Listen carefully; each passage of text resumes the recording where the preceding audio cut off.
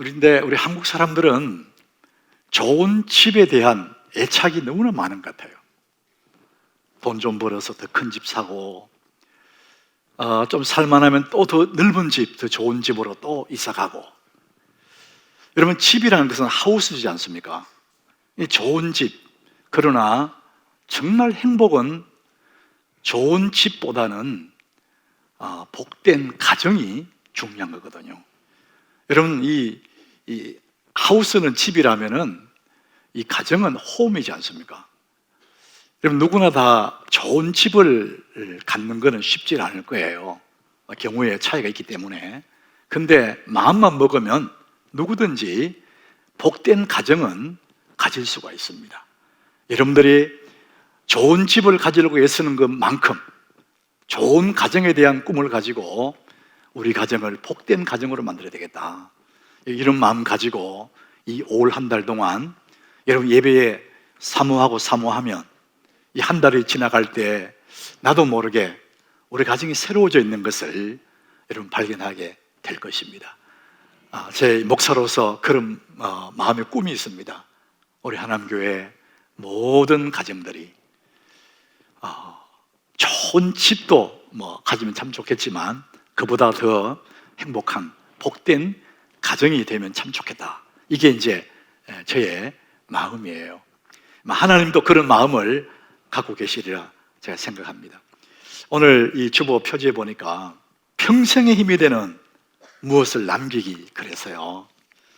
아이를 이렇게 끌어안고 있고 목마를 태워 있는, 우리 모두가 다 이 목을 안고 있는, 또 손에 안고 있는 이 아이들이 참 잘 되기를 바라지 않습니까? 자, 그래서 이 아이에게 평생의 힘이 되는 무엇을 주고 싶은데 그게 뭘까? 저는 오늘 함께 말씀을 나누면서 여러분들이 거기에 대한 생각들을 좀 많이 하면 좋을 것 같아요. 한 사람의 일생 동안 영향을 미치는 것이 뭘까? 이런 한번 생각해 보세요. 여러 가지 많을 거예요. 평생을 그 사람에게 영향을 미치는 것이 있을 겁니다. 가장 중요한 영향 미치는 것, 생각해보고 또 생각해보도 이것입니다. 그게 뭡니까? 만남이에요. 태어나서 처음 엄마를 만나고 아빠를 만나요. 이 아이에게는 그 만남이 너무나 중요한 겁니다. 그 부모와의 만남이 이 아이의 평생에 영향이 가는 것이죠. 그리고 이 아이 조금 더 자라면은 친구들을 만날 거예요. 이런 친구도 만나고 저런 친구도 만나고. 근데 그 친구들과의 만남도 이 아이의 삶이 굉장히 중요한 한 부분이 되는 거거든요. 좀 더 자라면은 이 아이는 이제 사랑하는 사람을 만나서 가정을 이룰 겁니다. 배우자를 만날 거죠. 지금까지 부모와 살아왔던 시간보다 이제 배우자와 함께 살아가야 할 시간이 너무 길고 중요한 거죠. 자, 그래서 한 사람에게 평생을 두고 영향을 미치는 것이 있다면 만남인데, 그 중에서도 결혼이라는 만남이 중요하다는 것이죠. 자, 그래서 우리는 하나님 앞에서 이 결혼이 얼마나 중요한지를 가슴에 새겨야 됩니다. 그래서 그리스도인들이 배우자를 만날 때 믿음의 배우자를 만나는 것이 가장 우선순위예요. 사람들이 그걸 중요하게 생각하지 않는 거예요. 그러다 보니까 살아가면서 얼마나 어려움을 많이 당해요. 이미 결혼한 사람들은 이제 그 생각할 필요 없습니다. 그러려니 하고 사셔야 돼요. 다시 하려고 하면 안 되고, 우리 자녀들, 적어도 나는 그렇지만 너는 그러지 마라, 자녀들을 향한 부모의 그런 마음이 있어야 된다는 것이죠. 그리스도인을 만나라. 그리고 이제 그 가정을 이루는 첫 출발점이 결혼식이지 않습니까? 예식. 결혼 예식이 나는 정말 중요하다고 생각합니다. 할 수만 있으면 여러분 교회에서 예배로 그 인생의 첫 걸음을 시작할 수 있도록 부모들이 애를 쓰셔야 됩니다. 예식장이 나쁜 건 아니지만 큰 이벤트를 하는 것 같아요. 번쩍번쩍하고 시끄럽고 와글와글하고. 그런데 그런 게 아니거든요. 살아갈 긴 세월, 얼마나 중요한 출발점인데 엄숙하게 하나님 앞에 예배하며 시작하는 것이 얼마나 큰 복인지 모릅니다. 여러분, 여기까지가 부모의 역할이에요. 그 이후는 이제 하늘을 잘 날아가는 창공의 새처럼 놓아줘야 되거든요. 결혼 후에도 자꾸 뭘 하려고 그러면 안 됩니다. 거기까지만 부모 역할을 하는 거예요. 결혼이 너무나 중요하다. 창세기 24장 1절에 아브라함 얘기가 나와요. 아브라함이 나이가 많아 늙었어요. 믿음의 사람 아브라함이 이제 나이가 많이 늙어서 마지막으로 자식을 위해서 중요한 일을 하나 합니다. 그래서 그 일을 위해서 가장 믿을 만한 늙은 종을 불러요. 그리고 그 종에게 가장 중요한 일을 부탁합니다. 3절이에요. 그 종을 불러서 하는 말이, 이 가나안 땅에 이 이방에 있는 사람들, 이 사람들 중에 내 며느리 감을 구하지 말고 너는 저 멀리 하란 땅에 가라. 4절에 보니까 내 고향 내 족속에게로 가서 내 아들 이삭을 위하여 아내를 택하라. 그만큼 중요하다는 거예요. 그래서 이 나이 먹은 평생을 함께했던 믿을 만한 이 늙은 종에게 아들의 배필을 부탁을 해요. 여러분, 믿음의 사람 아브라함은 지금 우리에게 부모의 책임을 보여주고 있는 겁니다. 여기까지가 부모의 역할이에요.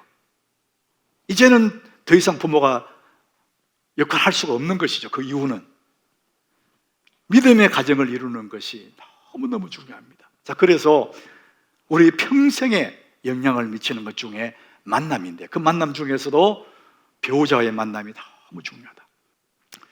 토라 태교라는 그 책에 보니까 가정에 이제 우리 집에 누가 손님이 온다 그러면은 맨 먼저 하는 일이 주부들이 청소를 하잖아요. 손님 맞이하기 위해서. 그처럼 젊은 청춘이 만나서 가정을 이루게 되면 그 가정, 그 집에 정말 귀한 손님이 찾아오는데 그 몸에 아이가 오는 거죠. 세상에 어느 누구보다도 귀한 손님이 그 몸에 찾아오지 않습니까? 그렇기 때문에 그 귀한 손님 맞이하기 전에 청소를 해야 되는데 대충 해서 그 손님 맞이하기 때문에 문제가 된다는 거예요. 그 엄마 아빠가 술도 먹고 담배도 피우고 이러고 있으니까 그 몸에 찾아온 그 손님, 그 아이, 너무나 귀한 그 태아에게 태어날 때부터 그 아이는 몸에서 천성적으로 니코틴이 나오고 알코올 성분이 나온다는 겁니다. 그 부모는 자식에게 자기도 모르게 아주 나쁜 습관을, 나쁜 유산을 물려줘 버린 거예요. 애는 태어나면서부터 부모에게 그런 니코틴이나 알코올 성분, 술을 좋아하고 담배 피울 수 있는 그런 기질들을 가지고 태어나는 거예요. 여러분, 나쁜 습관 하나가 일생에 악영향을 미칩니다. 예레미야 22장 21절에 이 남쪽 유다를 향한 하나님 말씀이거든요. 네가 평안할 때에 내가 네게 말하였으나 네 말이 나는 듣지 아니하리라. 나는 하나님 말 잘 듣기 싫어요. 듣지 아니하리라 하였나니 네가 어려서부터 내 목소리를 청종하지 아니함이 너의 습관이다. 너 어릴 때 습관이 하나, 나쁜 습관 하나 있었는데 하나님 말씀을 근성으로 듣고 무시하는, 그게 너의 습성이라는 거예요. 그것이 습관이 자라서 어른이 됐는데도 못 버리는 거예요. 그래서 남쪽 유다의 불순종을 가리키는데, 남쪽 유다 멸망의 원인이 어디 있었느냐? 어릴 적부터 몸에 붙어있는 나쁜 습관 때문에 그 나라가 멸망하는 거예요. 여호야긴이 바빌론에 끌려가고 마지막으로 시드기야를 세웠는데 그것도 또 끌려가요. 그래서 BC 586년에 남쪽 유다가 완전히 망해버리는 거예요. 왜? 하나, 어릴 적부터 하나님 말씀을 잘 안 듣는 나쁜 습관 하나를 가지고 있었습니다. 자, 그래서 우리는 평생의 힘이 되는 뭘 남게 되느냐? 따라합시다. 평생의 힘이 되는 좋은 유산 남기기. 부모는 자식에게 좋은 유산을 남겨줘야 되는 것이죠. 나쁜 유산은 그 아이에게 평생을 괴롭히는 거예요. 민수기 14장 18절에 이런 말씀이 있어요.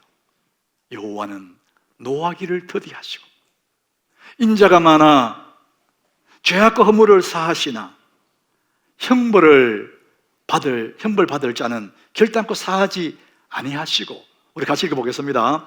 아버지의 죄악을 자식에게 갚아 3, 4대까지 이르게 하리라 하셨나이다. 하나님은 너무나 사랑이 많기 때문에 우리를 용서하시죠. 그런데 하나님 너무나 공의로운 분이에요. 그래서 아버지의 죄악을 자식에게 3, 4대까지 이르게 하겠다. 너무나 우리 마음을 놀라게 하는 말이에요.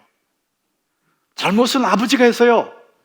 근데 거기서 끝나지 않고 그 잘못이 자식대 3대, 4대까지 가게 하겠다, 이렇게 말씀하시는 거예요. 출애굽기도 보면 이런 말씀, 34장 7절에 인자를 1000대까지 베풀며 악과 과실과 죄를 용서하리라. 이게 너무 좋잖아요. 그러나 벌을 면제하지는 아니하고 아버지의 악행을 자손 3, 4대까지 보응하리라. 우리는 이 말씀 들으면요 많이 복잡해져요. 아버지 죄가 왜 자식이 무슨 책임이 있냐 이거지. 그래서 이게 신학적인 문제가 생겨요. 분명히 죄는 아버지의 죄인데 왜 자식이 책임집니까? 연좌제 아닙니까? 이렇게 생각할 수 있어요. 여러분, 신학적인 견해가 다 다르지만 성경은 그렇게 기록을 하고 있습니다. 분명한 것은 한 가지입니다. 부모의 책임이 얼마나 큰지를 말씀하고 있습니다. 부모의 책임. 물론 여기에 죄는 아버지의 그 죄가 자식에게 흘러간다는 것보다도 아버지의 담배를 피우고 술을 먹고 부모의 그 습성이 자식에게 물려져 가잖아요. 이렇게 아마 그것을 말한다고 이렇게 말을 하기도 합니다. 부모의 영향력을 말해요. 자식에 대한 부모가 그렇게 귀하다는 거죠. 중요하다는 것입니다. 부모는 좋은 습관을 물려줄 책임이 있는 것이죠. 그래서 잠언 22장 6절에 보니까 우리가 잘 아는 말씀이에요. 같이 한번 읽어봅니다. 마땅히 행할 길을 아이에게 가르치라. 그리하면 늙어도 그것을 떠나지 아니하리라. 마땅히 행할 길, 좋아하는 것만이 아니라 꼭 해야 될 것, 그것을 아이에게, 어린아이입니다. 어린아이. 어릴 적부터 좋은 유산, 좋은 습관을 가르쳐야 되는 거예요. 그러면 그 아이가 평생토록 그 좋은 습관을 가지고 살아갈 수가 있다는 얘기죠. 부모는 자식에게 평생의 힘이 되는 좋은 유산을 남겨줄 책임이 있는 것이죠. 여러분들은 어떤 유산을 남기고 있습니까? 나도 모르게 자식에게 유산이 흘러가고 있거든요. 여러분은 어떤 유산을 남기고 있었습니까? 오늘 본문 2절에 보니까 그 얘기를 하고 있습니다. 너와 내 아들과 내 손자들이 평생에 내 하나님 여호와를 경외하며, 그랬습니다. 너뿐만 아니고 내 아들과 내 손자들이 평생에 하나님 여호와를 경외하며 평생의 힘이 되는 좋은 유산을 남겨라, 그 얘기합니다. 우리가 어떤 유산을 남기면 참 좋을까? 프린스턴의 블랙우드라는 설교 교수님이 좋은 부모를 얘기했습니다. 어떤 사람이 좋은 부모일까? 좋은 부모는 자녀에게 좋은 유산을 남기는 사람, 그 사람이 좋은 부모다, 이렇게 말합니다. 좋은 유산은 세 가지예요. 이분이 말하는 좋은 유산. 첫 번째, 기억의 유산. 두 번째, 습관의 유산. 세 번째는 좋은 목표를 말하고 있습니다. 아이는 좋은 기억 하나가 일생의 힘이 되는 거예요. 부모와 함께 했던 좋은 기억, 그 하나가 결정적인 순간에 그 기억 때문에 힘이 난다는 거예요. 두 번째, 좋은 습관의 유산인데 그 습관은 일생에 함께하는, 아이에게 운명처럼 작용하는 그 습관이지 않습니까? 그래서 어릴 적일수록 좋은 습관 하나를 아이에게 물려주는, 그것이 좋은 부모가 남길 유산이라는 것이죠. 세 번째는 좋은 목표, 생애 좋은 목표를 자식에게 주라는 거예요. 여러분, 좋은 목표, 이 목표는 사람으로 하여금 방향을 설정해야 하거든요. 그래서 나쁜 목표를 세우면 나쁜 인생을 살게 됩니다. 왜냐하면 사람 목표 지향적이기 때문에. 그래서 좋은 목표를 설정하면 그 좋은 목표가 나를 좋은 쪽으로 끌고 가기 때문에 부모는 헛된 그런 목표 말고 인생에 정말 좋은 목표를 자식에게 유산으로 남겨주라 이렇게 말합니다. 그에게 믿음의 유산을 줘야지 땅 주고 집 준다고 잘 사는 거 아니거든요. 좋은 부모는 좋은 유산을 남기는 사람이 좋은 부모예요. 여러분 자녀에게 믿음의 유산을 남기시길 바랍니다. 의료결적수로 믿음의 유산을 심어줘야 됩니다. 자, 그러면은 여러분들이 그 믿음의 유산 도대체 뭐냐 막연하거든요. 하영조 목사님이 믿음을 아주 심플하게 그의 책에 설명을 했어요. 믿음은 마치 카드와 같다. 크레딧 카드. 돈을 많이 갖고 다닐 필요도 없고 카드 한 장만 있으면 뭐든지 할 수 있지 않냐. 그게 믿음이다. 믿음은 땅 문서와 같다. 그 큰 땅을 짊어지고 다니는 사람 누가 있냐? 문서 하나 있으면 다 되는 거잖아. 자, 그래서 믿음이란 카드와 같고 문서와 같아서 겉으로 보기는 아무것도 없는 것 같아요. 예수 믿는 사람은 아무것도 없는 것 같아요. 그러나 믿음을 가진 사람은 사실은 다 가진 사람이라는 겁니다. 그래서 이 믿음 한 장을 아이에게 준다는 것이죠. 그럼 다 가진 거단 말이죠. 여러분 믿음의 유산을 자식에게 줘야 되겠다. 우리 그런 생각 하는데 구체적으로 어떻게 하면은 이 믿음의 유산이 물려져 가느냐 이거죠. 우리가 너무 막연하게 생각할 필요가 없어요. 저는 오늘 여러분을 정말 현실적이고 목회적으로 여러분에게 말씀드리고 싶어요. 어떻게 믿음의 유산을 줍니까? 하나님은 우리에게 이 믿음 생활, 신앙 생활 잘 할 수 있도록 세 가지의 선물을 주었다고 제가 자주 말씀을 드렸어요. 첫 번째는 성경입니다. 두 번째는 교회입니다. 세 번째 목회자예요. 이 셋 중에 하나가 없어도 신앙이 절름발이가 돼요. 가장 중요한 세 가지. 자, 그렇다면 우리는 이 아이들에게 가장 중요한 이 세 가지를 주는 첫 번째, 성경을 사랑하도록 그 아이에게 믿음의 유산을 줘야 됩니다. 성경. 이 성경은 우리 인생의 삶의 근간이거든요. 그래서 이 아이가 성경을 사랑하게 만드는 거예요. 그 안에 모든 부하가 다 있으니까. 자, 그래서 오늘 본문 1절에 보니까요, 이런 말씀합니다. 이는 곧 너희의 하나님 여호와께서 너희에게 가르치라고 명하신 명령과 규례와 법도라. 따라합시다. 명령과 규례와 법도라. 이 명령, 규례, 법도 단어는 다 다르지만 한마디로 말하면 하나님의 율법이에요. 성경입니다. 이 성경을 아이에게 가르쳐줘야 되는 거죠. 이게 부모가 할 일이라는 겁니다. 우리 교회 이제 웹사이트에 또 책으로 우리 하남교 교인이라면 외워야 할 성경 구절 90개를 올릴 거예요. 1년에 30개씩 3년을 돌아가면서 계속 할 겁니다.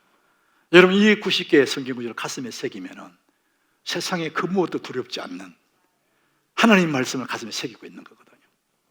우리 자녀들과 우리 하나님께 모든 교우들의 가정에 성경 사랑하는 가르쳐 놓으면 그 아이들 믿음이 흔들릴 수가 없습니다.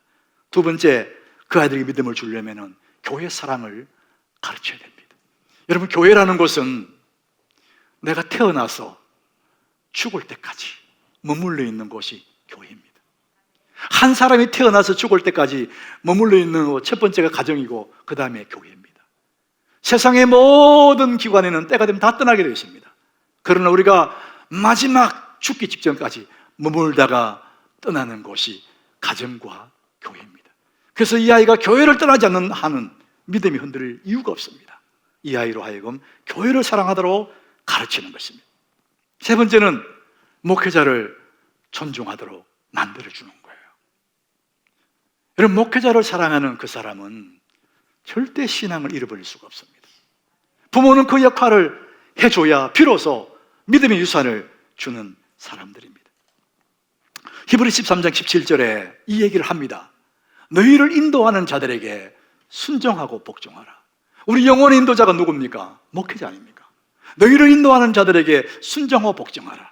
그들은 어떤 사람이냐? 너희 영혼을 위하여 경성하기를 자신들이 청산할 것 같이 하느니라. 그로 하여금 즐거움으로 하게 하고 근심으로 하게 하지 말라. 그렇지 않으면 너희에게 유익이 없느니라. 아주 엄하게 하나님 말씀하셨어요. 목회자 뒤에 대놓고 비난하고 여러분 그것은 아이에게 독을 먹이는 거예요. 너희를 인도하는 자들에게 순종하고 복종하라. 그래야 네가 형통하다는 거예요. 사랑하는 여러분, 여러분 가정에는 지금 무엇을 물려주고 있습니까? 여러분 가정에는 무엇이 물려지고 있습니까? 오늘 본문 3절에 이렇게 말합니다. 이스라엘아, 듣고 삼가 그것을 행하라. 듣고 끝나지 말고 그것을 행하라, 이렇게 말합니다. 그럼 어떻게 되느냐? 네가 복을 받고 네가 크게 번성하리라. 따라합시다. 복을 받고 번성하리라. 이 복을 받고 번성하고 앞에 단어가 딱 있어요. 네가 딱 나옵니다. 주의 말씀을 듣고 행할 때 네가 복을 받고 네가 크게 번성하리라. 이것이 하나님의 마음이에요.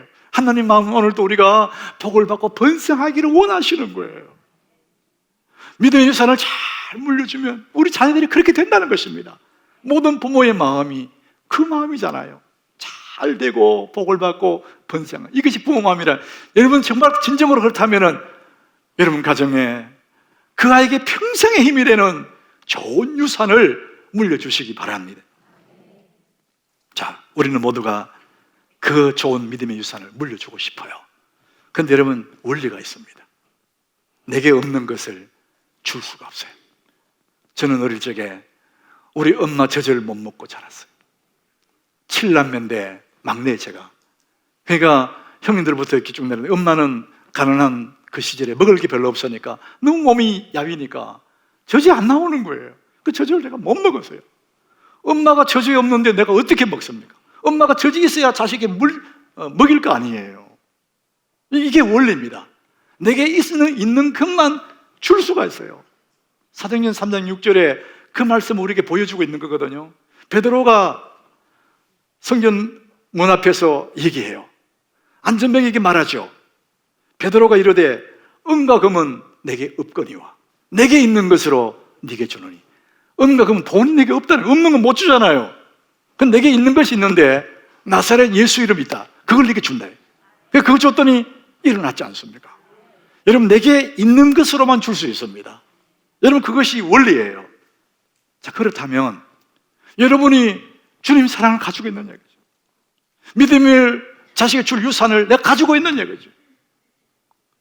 오늘 신명기 6장 6절에 가보면 그 말씀합니다.